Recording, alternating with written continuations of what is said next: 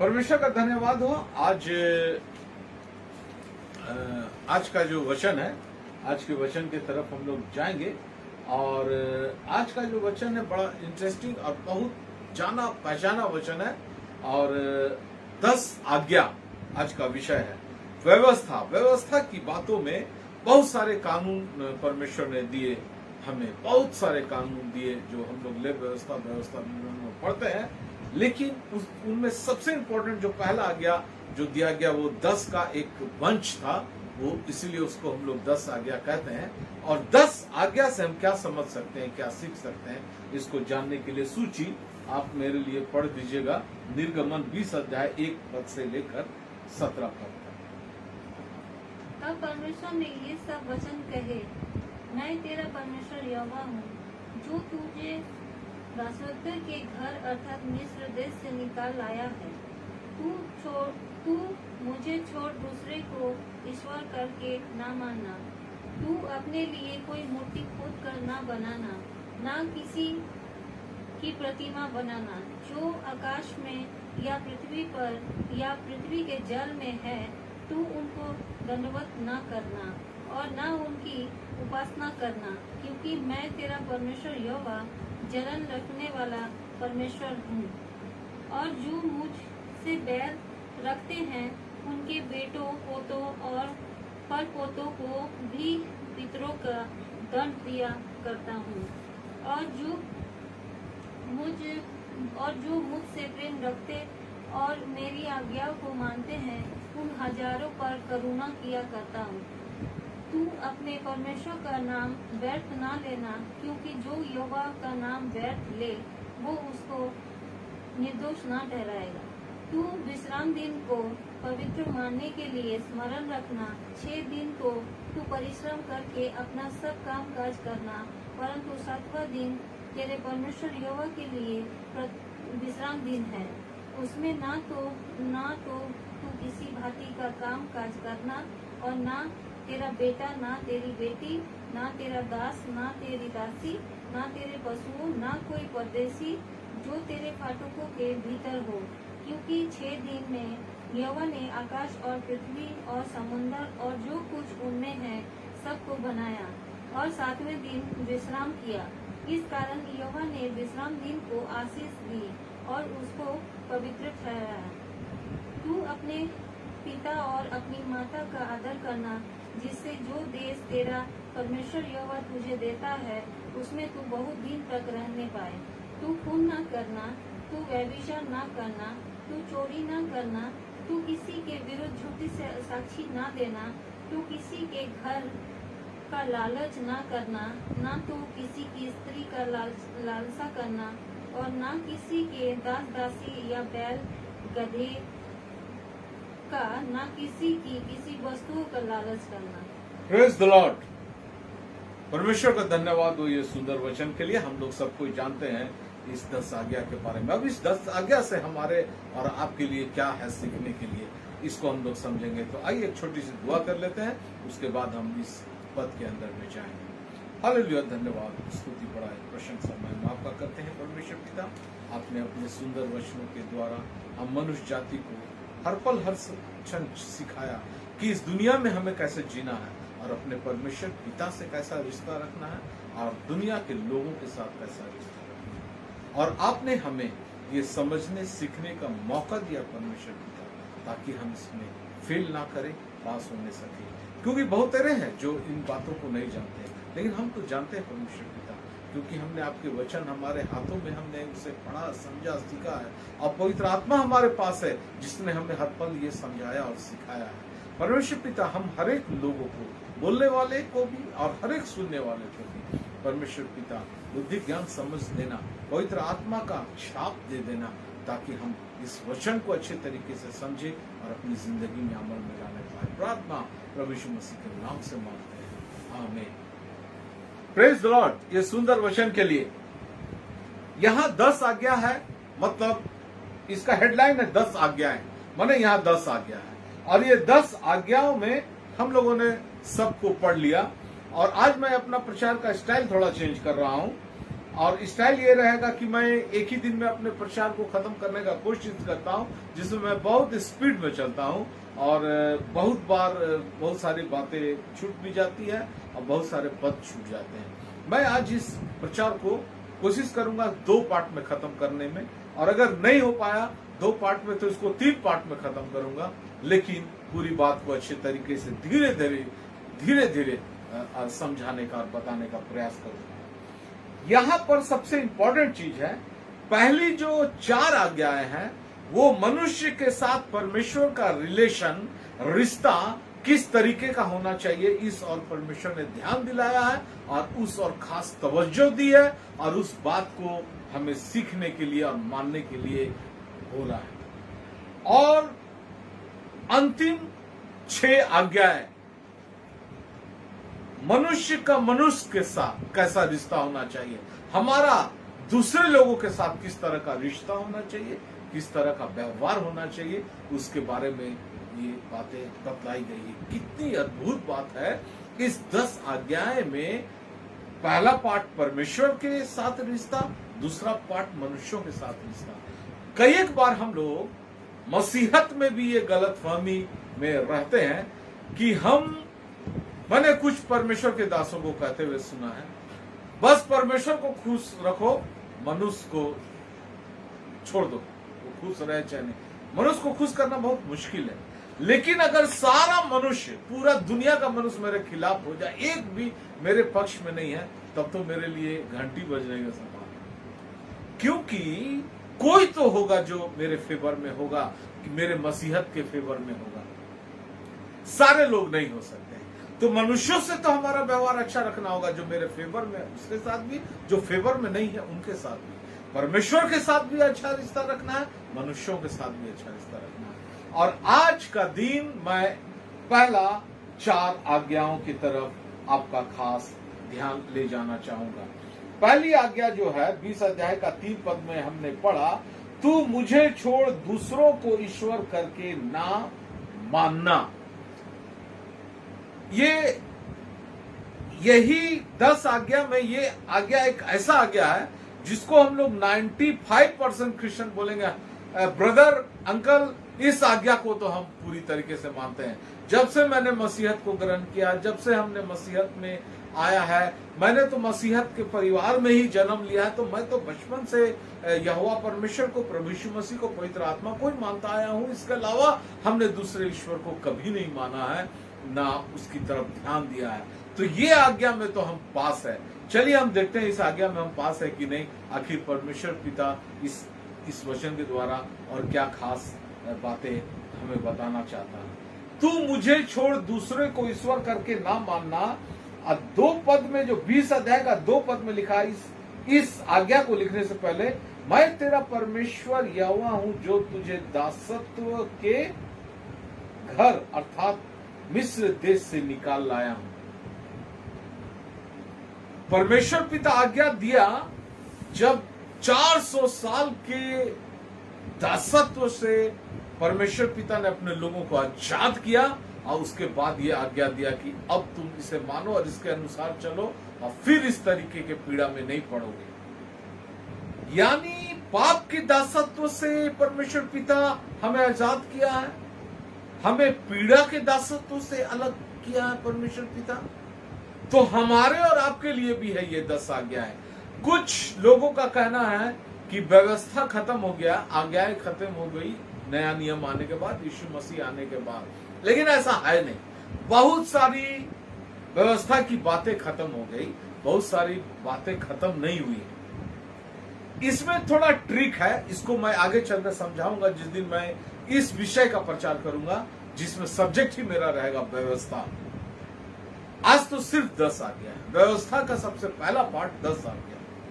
तो 10 आज्ञा मानने में मनुष्य फेल करता है, और इसीलिए यीशु मसीह का अनुग्रह आया। लेकिन पवित्र आत्मा आने से इन आज्ञाएं को हम स्वतः हमारे स्वभाव में वो रच बस जाता है। अगर यीशु मसीह आए, नया नियम आया, तो क्या ये आज्ञा हमें नहीं मानना चाहिए? तू मुझे छोड़ दूसरे को ईश्वर करके ना मानना, ये आज्ञा खत्म हो गया? ऐसा है नहीं। इस आज्ञा को हमको मानना है। क्यों, कैसे और कहां कहां हम फेल करते हैं? व्यवस्था विवरण 10 अध्याय 12 और 13 पद को सूची पढ़ दीजिएगा। अब हे इस्राएल, तेरा परमेश्वर यहोवा तुझसे इसके सिवाय और क्या चाहता है कि तू अपने परमेश्वर यहोवा का भय माने और उसके सारे मार्गों पर चले, उससे प्रेम रखे और अपने पूरे मन और अपने सारे प्राण से उसकी सेवा करे।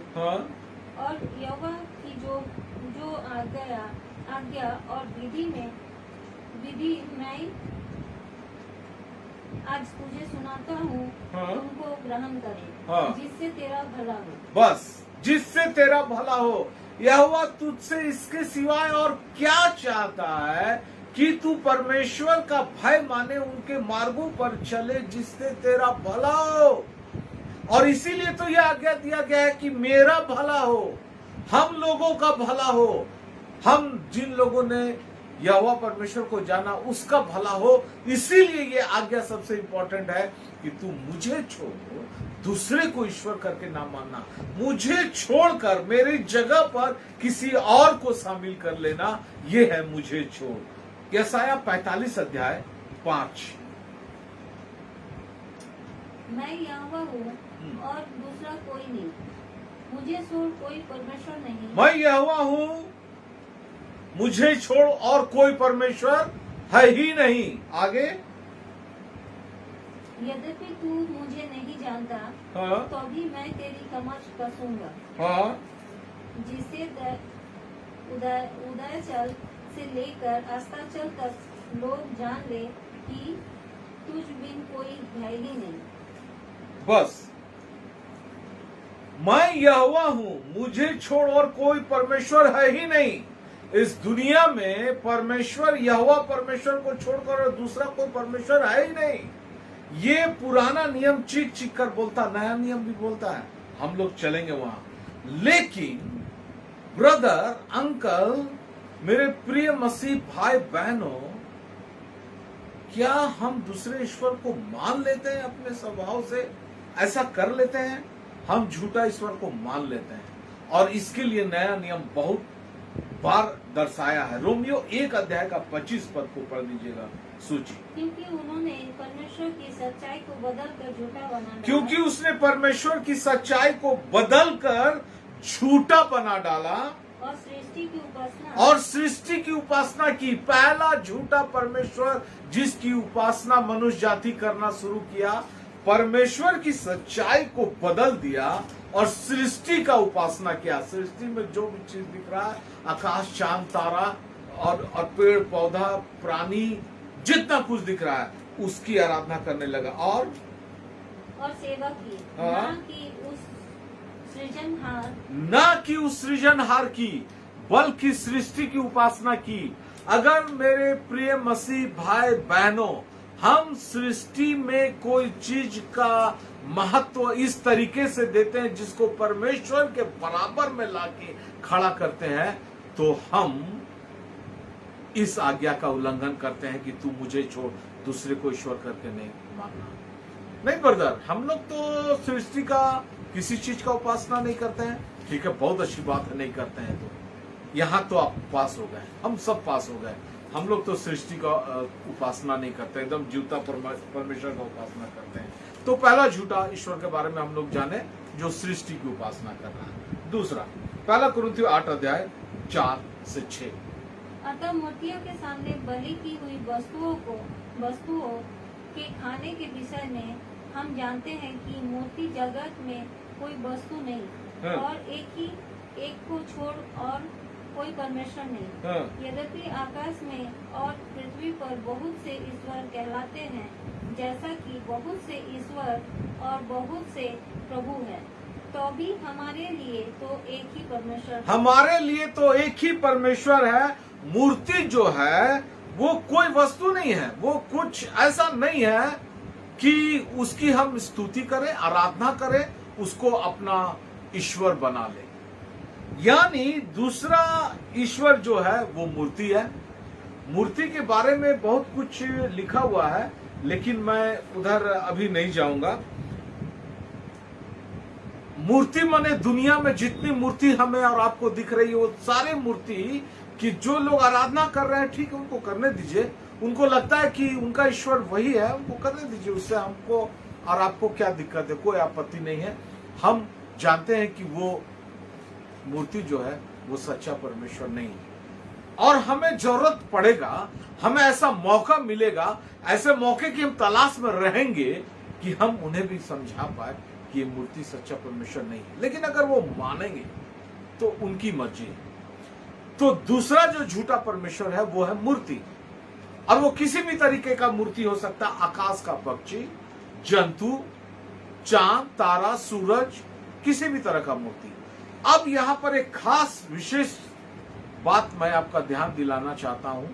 यहां मूर्ति से मेरे प्रिय मसीह भाई और बहनों, आप बोलेंगे कि हम लोग तो यहां भी पास हो गए अंकल, ब्रदर, हम लोग मूर्ति की आराधना नहीं करते। मैं आपका ध्यान ले जाना चाहता हूं, हम और आप मूर्ति की आराधना करते हैं। क्या जितने लोग सुन रहे हैं अभी या आगे चल के सुनेंगे, आपके घर में यीशु मसीह का फोटो या मूर्ति है? यहोवा परमेश्वर का है? शायद उनका नहीं होगा, यीशु मसीह का है। आपके चर्च में है? क्या परमेश्वर ने ऐसा कहा था कि तुम दुनिया के किसी का मूर्ति मत बनाना, लेकिन मेरा बना सकते हो, या मेरा बेटा आने वाला नया नियम में उसका बना सकते हो? वो किसी व्यक्ति का फोटो है। यहां पर मैं आपको आगे चलकर दिखाऊंगा कि फोटो भी नहीं रखना है, दृश्य भी नहीं रखना है। मैं फेसबुक पे, यूट्यूब में देखता हूं यीशु मसीह का फोटो का भरमार है और उसके साथ वचन लिखा हुआ है। कभी यीशु मसीह किसी लड़के को गोद में पकड़े हुए हैं, किसी लड़की को पकड़े हुए हैं, और पद लिखा हुआ। बहुत वाहियात तरीके से गलत है ये। आप यीशु मसीह का वचन, परमेश्वर का वचन साफ तौर से लिखिए, किसी सीन के पीछे में लिख दीजिए, लेकिन यीशु मसीह का फोटो मत बनाइए। वो किसी व्यक्ति का फोटो है, वो कोई व्यक्ति है, वो यीशु मसीह नहीं है। वो चाहे बॉलीवुड का स्टार है, चाहे हॉलीवुड का स्टार है, या कोई ऐसे ही साधारण व्यक्ति है, और उसकी फोटो को रखकर हम यीशु मसीह का ख्यालात कर रहे हैं और इसीलिए मूर्ति की पूजा कर रहे हैं। और बहुत सारे चर्चेस में ये अलाउ है, उनको, वो लोग इसको बुरा नहीं मानते हैं। लेकिन हम पेंटिकोस्टल होने के नाते और एक सच्चा मसीह होने के नाते, बाइबल की गहरी और गूढ़ बातों को समझने के नाते हमें यह पता है कि यीशु मसीह का फोटो नहीं रखना, उनका मूर्ति नहीं रखना घर में। अगर हमारे और आपके घर में है, मेरे घर में आप कभी भी आके देख सकते हैं, यीशु मसीह का फोटो नहीं मिलेगा आपको, परमेश्वर का वचन भरा हुआ है। अगर आपके घर में है, कृपया आज शाम आप उस मूर्ति को निकाल दें, हटा दें। वो फोटो है, अगर कैलेंडर में फोटो है, ऐसा कैलेंडर ना खरीदे, ऐसा कैलेंडर हटा दे, या उस कैलेंडर के ऊपर में जहां यीशु मसीह का फोटो, वहां पर कोई कागज चिपका दे, वचन सिर्फ रहने दे, लेकिन यीशु मसीह का फोटो नहीं होना चाहिए, उनका मूर्ति नहीं होना चाहिए। मूर्ति हमारे लिए एक ईश्वर हो जाता है, चाहे वो मूर्ति अन्य जातियों का मूर्ति हो, गैर मसीहों का मूर्ति हो, या हमारे परमेश्वर का, यहोवा का, प्रभु यीशु मसीह का, पवित्र आत्मा का, किसी का भी हम किसी तरीके का फोटो या मूर्ति बनाते हैं, वो मूर्ति पूजा है, वो हमारे लिए एक आइडल हो जाता है। नहीं करना है। मत्ती 6:24 पर कोई मनुष्य दो स्वामियों की सेवा नहीं कर सकता, हाँ, क्योंकि वो एक से बैर और दूसरे से प्रेम रखेगा, हाँ, या एक से मिला रहेगा और दूसरे को तुच्छ जानेगा। हाँ। तुम परमेश्वर और धन दोनों की सेवा नहीं तुम कर सकते। परमेश्वर और धन दोनों की सेवा नहीं कर सकते। मैं जब इस पद को, जब मैं बाइबल की अध्ययन को शुरू किया था 10-15 साल पहले, मुझे तो आता नहीं था ना, मैं बाइबल कॉलेज कभी गया हूँ, और पवित्र आत्मा मुझे सिखला रहा था, तो मुझे लगा कि यहाँ धन की जगह में शैतान लिखा होना चाहिए। तुम परमेश्वर और शैतान की आराधना नहीं कर सकते हो। लेकिन परमेश्वर ने ये पद को ऐसा क्यों लिखा कि तुम परमेश्वर और धन की सेवा नहीं कर सकते? यानी धन को बहुत लोग अपना ईश्वर बना लिए हैं। आपको और हमको पता है, पूरे विश्व में बहुत सारे ऐसे कंट्री हैं, बहुत सारे ऐसे देश हैं जो धन की पूजा करते हैं ताकि धन उनके पास रहे। धन बिल्कुल हमारे पास होना चाहिए, उसके लिए हम दिन रात मेहनत करते हैं और मेहनत करते हैं। वचन कहता है हमें मेहनत करने के लिए, और पैसों की हमें जरूरत है, लेकिन पैसा का सेवा नहीं करना, पैसा का पूजा नहीं करना, पैसा के पीछे नहीं भागना, पैसा का लालच नहीं करना। पैसा परमेश्वर हमको देगा मेहनत करने से, तो धन की सेवा नहीं कर सकते। तो तीसरा झूठा ईश्वर जो है वो है धन। हम बाइबल इतने अच्छे से नहीं रखते, इतने संभाल के नहीं रखते, इतने अच्छे तरीके से यूज नहीं करते, जितना अच्छे से हमने अपने कड़कड़िया नोट को अलमीरा में सजा के रखते हैं, लॉकर में रखते हैं और समय से निकालते हैं, यूज करते हैं, फिर रखते हैं। बड़ा संभाल के रखते हैं, बड़ा ध्यान रहता है। लेकिन परमेश्वर बाइबल का तो ध्यान रखना ही है हमें, परमेश्वर का वचन का ध्यान, वो वचन हमें याद है कि नहीं, उसे हम यूज करते हैं कि नहीं, निकाल के अन्य जातियों को बताने में फिर से संभाल के रखते हैं, करते हैं। हम धन को ईश्वर के समान बना लेते हैं। इसीलिए यहां लिखा है तुम परमेश्वर और धन दोनों की सेवा नहीं कर सकते हैं। हमें या तो परमेश्वर की सेवा करना है या धन की। तीसरा झूठा ईश्वर धन। मत्ती 15 अध्याय 6 से 9। तो वो अपना पिता का आदर ना करे, इसी प्रकार तुमने अपनी परंपरा के कारण परमेश्वर का वचन डाल दिया।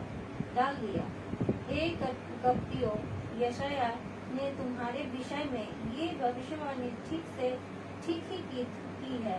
ये लोग होठों से तो मेरा आदर करते हैं, पर उनका मन खुद से दूर रहता है, और ये बैठ मेरी उपासना करते हैं, क्योंकि मनुष्य के विधियों को धर्मोपदेश करके सुनाते हैं, सिखाते हैं। ये व्यर्थ मेरी उपासना करते हैं। व्यर्थ। परमेश्वर की उपासना व्यर्थ नहीं है, वो एक अच्छा उपासना, उसका मतलब है, उसका अर्थ है। लेकिन व्यर्थ की उपासना कब हो जाता है? जब हम मनुष्यों की विधियों की उपासना करते हैं, उसको तवज्जो देते हैं, उसका इंपॉर्टेंस देते हैं, तब वो हमारे लिए व्यर्थ हो जाता है। तो ये तीसरा झूठा परमेश्वर जो है मनुष्य की बनाई हुई विधि। आप देखिएगा, हम अन्य जाति से मसीहत में आए हैं, या हम जहां रहते हैं वहां पर बहुत सारे परंपराएं चले आ रही है, उन परंपराओं को हम मसीहत में भी लेके आए हैं और उसको खास तवज्जो देते हैं। हम अपने यहाँ पर जाते हैं, जब लोगों के घर में शादी ब्याह का माहौल हो या बर्थडे हो, चाहे कुछ भी हो, तो विधियों को ज्यादा इंपॉर्टेंस देते हैं परमेश्वर की बजाय। यानी विधियां हमारे लिए ईश्वर हो गई है। और अब कुछ चर्चेस में चले जाएं, वहां पर का लॉ है, प्रार्थना किताब को देख के पढ़ना है, यीशु मसीह का क्रॉस के तरफ मूर्ति को देखकर कैंडल जलाना, तो अगरबत्ती जलाना, तो उधर ही देख के सिर को ऐसे ऐसे करना है, और उसके बाद क्या क्या करना पता नहीं, बहुत सारी विधि है। ये विधि जो है यही तो परमेश्वर है, और यहां से बचने बोल रहा परमेश्वर। आप और हम तो अभी तक तो ये समझ रहे थे कि हम तो परमेश्वर को छोड़ के दूसरे किसी की आराधना करते नहीं है। क्या हम और आप में से कोई व्यक्ति है जो इन विधियों की उपासना करते हैं? अगर करते हैं तो हम परमेश्वर को छोड़कर दूसरे ईश्वर की आराधना करते हैं। आगे ले व्यवस्था 19 का 19। तुम मेरी विधियों को निरंतर मानना, अपने पशुओं को बस जल्दी चलिए। तुम मेरी विधियों को निरंतर मानना, परमेश्वर कर रहे हैं, तुम मेरी विधियों को, जो विधि मैंने बताया उसको निरंतर मानना। परमेश्वर ने बहुत सारी विधियां दी, बलिदान प्रथा दिया, बहुत कुछ दिया। नया नियम में जो विधि है बपतिस्मा है, प्रभु भोज है, बलिदान है, स्तुति रूपी बलिदान है, ओठों का बलिदान है। मैंने बहुत सारे बलिदान के बारे में प्रचार किया। वो जो विधि है उसको हमको मानना है, ना कि मनुष्यों के द्वारा जो बनाई गई विधि है। चर्च का कुछ का डॉक्ट्रिन ऐसा है कि यीशु मसीह ही यहोवा है, यहोवा खत्म हो गया, यीशु मसीह आ गया, तो पवित्र आत्मा ही यीशु मसीह है। कोई बोलता है पिता ही सब कुछ है, यीशु मसीह कुछ नहीं है। ये क्या क्या विधि बनाया हुआ, पता नहीं ट्रिनिटी को उनको समझ में क्यों नहीं आता है। यानी मनुष्यों की विधियों पर अगर हम जब मन लगाए हुए हैं और वो हमारे लिए खुदा हो गया है, तो हम गैर ईश्वर की आराधना कर रहे हैं। फिलिपियो 3:19 पर 3 खुदाओं को हमने देखा। तीसरा खुदा मनुष्यों की बनाई हुई विधियां। उनका अंत विनाश है, उनका ईश्वर पेट है। बस, उनका अंत विनाश है, उनका ईश्वर पेट है। आप देखिए ये, और ये चौथा ईश्वर उसका पेट, मनुष्य का पेट। आप देखिएगा बहुत सारे पंथों में जो उनके सेवक होते हैं वो पेट के लिए घूमते हैं। वो आप देखिएगा हमारे यहाँ पर जब हम लोग खाना खाते हैं, पेट पूजा हो गया, पूछते हैं पेट पूजा हो गया, माने खाना खा लेने को पेट पूजा बोलते हैं। कुछ लोग पेट भरने के लिए कुछ भी कर सकते हैं, उनका खुदा पेट है। वो गलत काम करे, अच्छा काम करे, बोलेंगे कि पेट के लिए, पापी पेट का सवाल है, करना पड़ता है, यानी उनका खुदा पेट है। अगर आप पेट के लिए सब कुछ करते हैं तब तो आपका भी खुदा पेट है।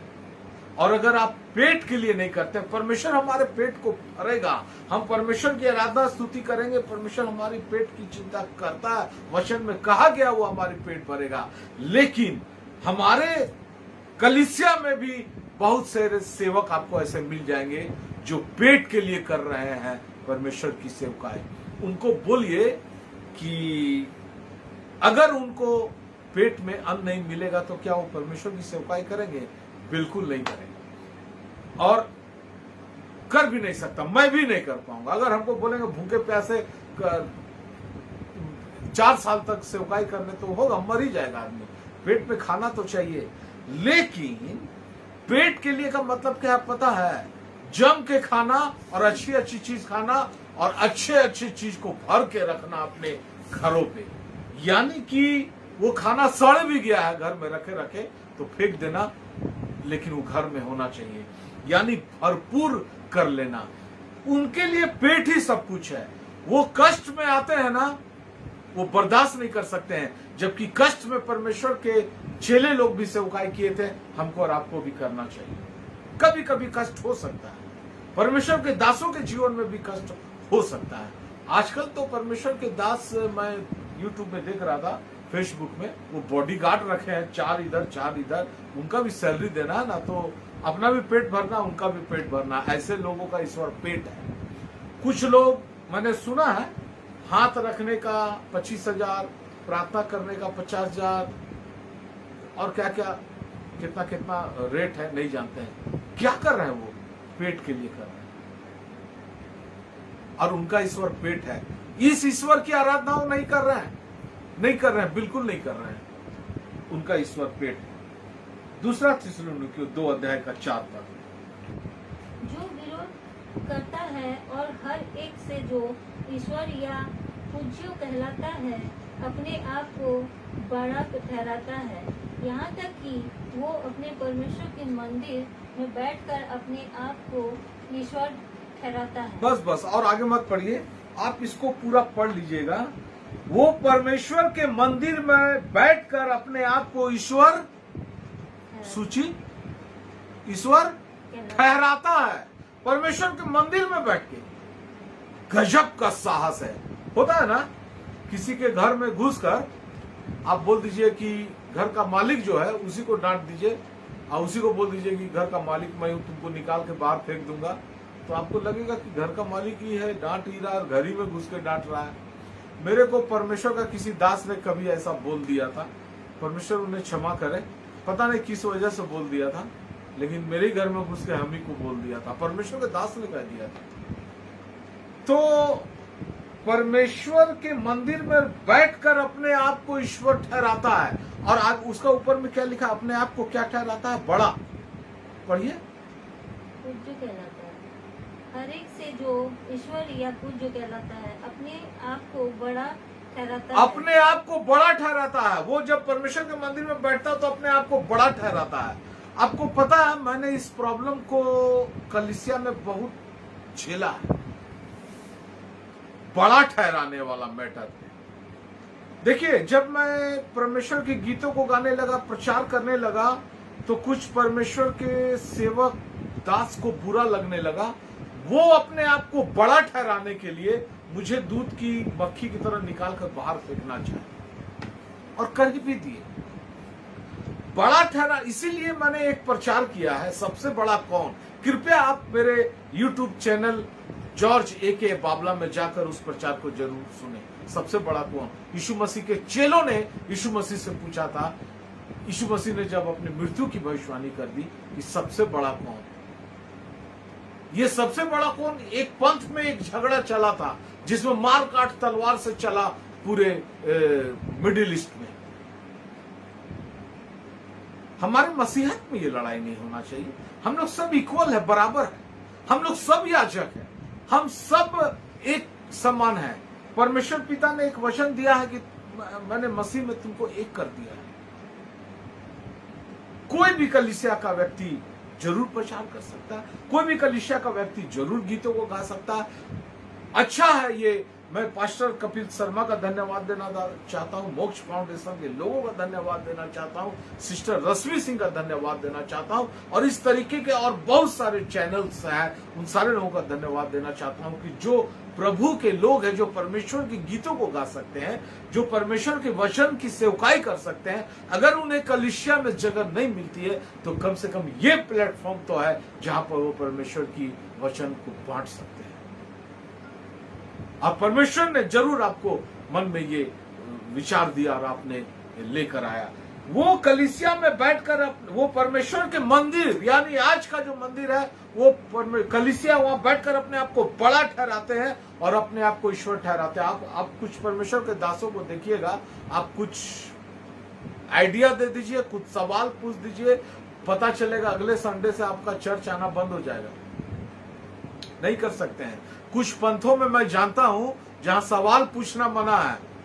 उनके जो धर्म गुरु है उनसे आप सवाल नहीं पूछ सकते। सवाल पूछिएगा तो फिर आपका जिंदगी में बुरा ही होना है। मसीहत में ऐसा नहीं था। हम बहुत सारे सवाल पूछ सकते हैं। मुझसे भी आप पूछिए, बहुत सारे सवाल मैं जवाब दूं। मैं सोचता हूं कि मैं कभी फेसबुक में, यूट्यूब में आऊंगा, लाइव आऊंगा और आपके सवालों का जवाब दूंगा बाइबल से, जितना पवित्र आत्मा ने मुझे सिखाया।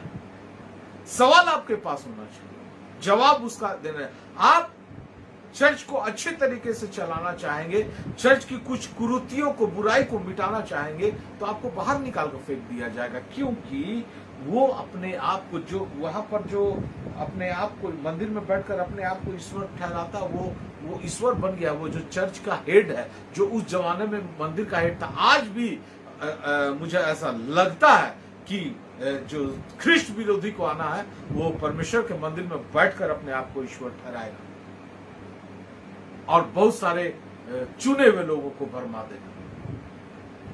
और आज हमारे और आपके बीच में हमारे धर्म गुरु कुछ ऐसे हैं जो अपने आप को ईश्वर के समान ठहराते हैं। उनका बात पत्थर का लकीर है, उसको कोई बायकॉट नहीं कर सकता, उसको कोई रिजेक्ट नहीं कर सकता, और ये गलत है।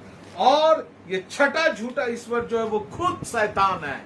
वो खुद शैतान के बारे में लिखा गया है, और इसीलिए एक जंगली बीज का दृष्टांत है जो चर्च में बोया गया है। कुछ चर्चों में मान लीजिए 100 आदमी है, तो हो सकता है 10, 20, 30, 40 मेंबर्स ऐसे होंगे जिसको शैतान ने बो दिया है, और वो शैतान के लोग हैं, दिखते तो मसीही जैसा है।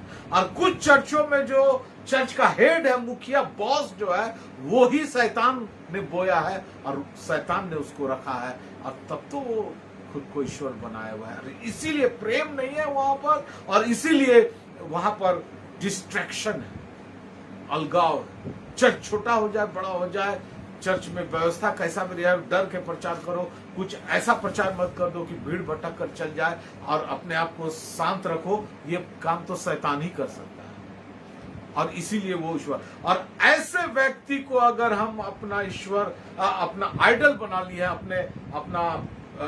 मैं देखता हूं कुछ राज्यों में कुछ परमेश्वर के दास है, भारतवर्ष में भी और फॉरेन में भी, जहां के जो वहां के जो हेड है चर्च के, चाहे वो पास्टर, प्रेरित, भविष्यवक्ता क्या है मुझे नहीं पता, हो सकता है, उनको ईश्वर की तरह ट्रीट करते हैं चर्च मेंबर। क्या हो गया है कि वो ईश्वर बन गए हैं, इन लोगों के लिए ईश्वर बन गए हैं। ये लोगों को इतना बड़ा धोखा होने वाला है न्याय के दिन में ना, पता नहीं क्यों। मेरे प्रिय मसीह भाई बहनों, आप और हम इस धोखे में ना रहें। अगर आप किसी ऐसी कलीसिया में है तो कलीसिया बदल लीजिए जहां का मुखिया हेड अपने आप को ईश्वर के समान ठहराता है, जहां का कलीसिया का परंपरा एक झूठा ईश्वर को दर्शाता है।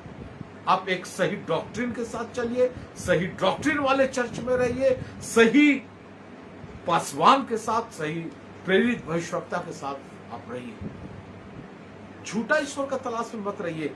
तब इस आप कह पाएंगे कि मैं ये जो पहला जो आज्ञा है, तू दूसरे को ईश्वर करके नहीं मानना, इसमें हम और आप पास हो सकते हैं। हम तो कभी कभी प्रभु के दास हमारे घर में आते हैं तो लगता है कि सारा दुनिया में सबको हटाओ, पहले उन्हीं को सब कुछ देखो करो, सब कुछ देखते हुए करो। आपके घर में ईश्वर नहीं आया, परमेश्वर का दास आया, उसका आप सेवा सत्कार आदर सब कुछ कीजिए, पूरे हृदय से कीजिए, लेकिन ईश्वर के तरीके से मत कीजिए। ईश्वर का महान दास के रूप में कीजिए, स्वर्गदूत के समान कीजिए, लेकिन परमेश्वर की तरह तो मत कीजिए। कुछ कहावतें हैं हमारे देश में, ग्राहक भगवान है या मेहमान भगवान है। ये अन्य जातियों के लिए ठीक है, हमारे और आपके मसीहियों के लिए ये सही डायलॉग नहीं है। वो इंपॉर्टेंट है, वो आदरणीय है, उनका इज्जत सम्मान होना चाहिए। बाइबल लिखता है कि परमेश्वर के दासों का, अपने गेस्ट का, अपने तुम अनजाने में स्वर्गदूतों का सेवा कर दिया। अगर तुमने किसी अनजान व्यक्ति जो तुम्हारे घर में आए उसका आदर सत्कार किए तो हो सकता है परमेश्वर के स्वर्गदूतों का हम आदर सत्कार कर दिए इस तरीके से, लेकिन वो परमेश्वर नहीं हो सकता। व्यवस्था 7 अध्याय 3-4।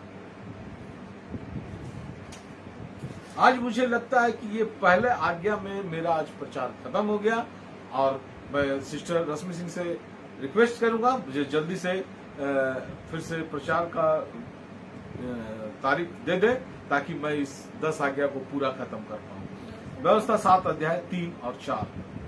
और ना उनसे ब्याह शादी करना, ना तो अपनी बेटी उनके बेटे को ब्याह देना, और ना उनकी बेटी को अपने बेटे के लिए ब्याह लेना, क्योंकि वे तेरे बेटे को मेरे पीछे चलने से भड़काएगी और दूसरे देवताओं की उपासना करवाएगी और पराये देवताओं की उपासना कराएगी। तुम मसीही हो, गैर मसीही से शादी करोगे, लव मैरिज, अरेंज मैरिज, कुछ भी करोगे, वो तुमको मसीहत से फेर देगा, चाहे तुम्हारा अन्य जाति पति या अन्य जाति पत्नी, और अपने पराये देवताओं की उपासना करवाएगा।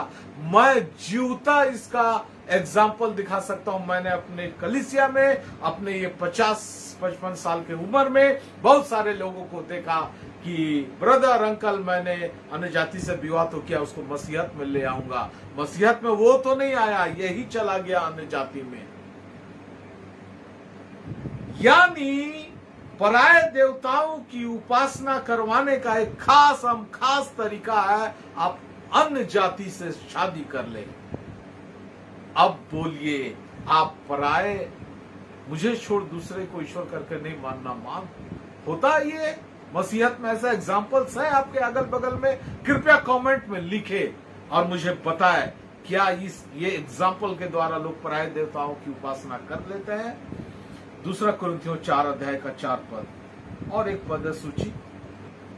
और उन अविश्वासियों के लिए जिनकी बुद्धि इस संसार के ईश्वर ने अंधी कर दी, जिनकी बुद्धि इस संसार के ईश्वर ने अंधी कर दी है। ये संसार का एक ईश्वर है जो शैतान है, वो हमारे परमेश्वर के लोगों का बुद्धि को अंधा कर देता, उसको दिखाई नहीं देता, उसको नजर नहीं आता, उसको समझ में नहीं आता।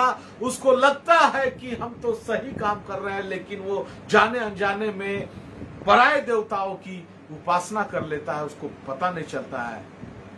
परमेश्वर की दास का आदर सत्कार करना अन्य जाति परमेश्वर की आराधना है? नहीं, बिल्कुल नहीं है। लेकिन परमेश्वर के बराबर उसको समझ लेना, तब तो ये पराय देवताओं की उपासना के समान हो गया, अंधा कर देता है। निर्गमन 23 अध्याय का 13 पद और उसके बाद मत्ती 4 का 9 निकालिएगा, अंतिम पद। जो कुछ मैंने तुमसे कहा है उसमें सावधान रहना और दूसरे देवताओं के नाम की चर्चा ना करना, वरन वे तुम्हारे मुंह से सुनाई भी ना दे। दूसरे देवताओं के नाम की चर्चा भी ना करना, वरन तुम्हारे मुंह से वो सुनाई भी नहीं दे, मुंह से निकाल लेना, शायद आराधना हो जाए, उसके बड़ाई हो जाए, उसके सम्मान में इजाफा हो जाए। मत निकालना, पराये देवताओं के नाम अपने मुंह से मत निकालना, अपने घरों में, अपने समाज में उसके नाम की चर्चा भी मत करना। खास तौर से वचन कहता अंतिम पद, मत्ती 4 अध्याय का 9 पद। उससे कहा, यदि तू गिर कर मुझे प्रणाम करे तो मैं ये सब कुछ तुझे दे दूंगा। तब यीशु ने उनसे कहा, हे शैतान, दूर हो जा, क्योंकि लिखा है, तू प्रभु अपने परमेश्वर को प्रणाम ना कर और केवल उसी की उपासना कर। तब शैतान उसके पास से चला गया। और क्योंकि लिखा है कि तू प्रभु अपने परमेश्वर की उपासना कर, और शैतान कह रहा है कि तू मेरी उपासना कर तो मैं ये सारा जगत तुमको दे दूंगा। ये अंतिम ईश्वर है विश्व का, जो है लालच।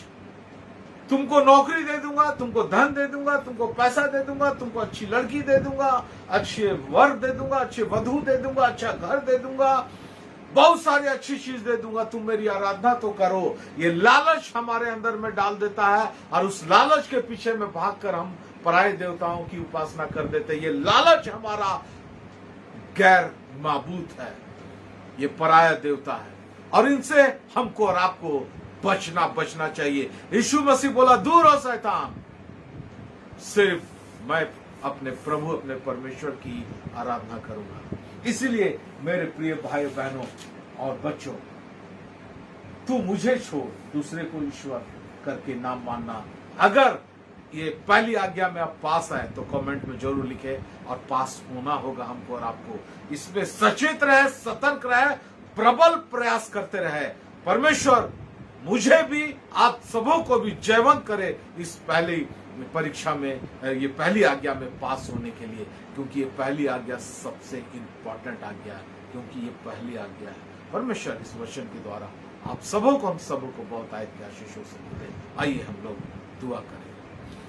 हालेलुया, धन्यवाद, स्तुति, बड़ा प्रशंसा महिमा आपका करते हैं। धन्यवाद देते हैं परमेश्वर पिता इतने सुंदर और अद्भुत वचन देने के लिए। परमेश्वर पिता, हाँ, आज से हम प्रण करते हैं परमेश्वर पिता, हमारी जिंदगी की किसी भी बातों के द्वारा, किसी भी व्यवहार के द्वारा हम अन्य जाति पर ईश्वर की आराधना नहीं कर सकते।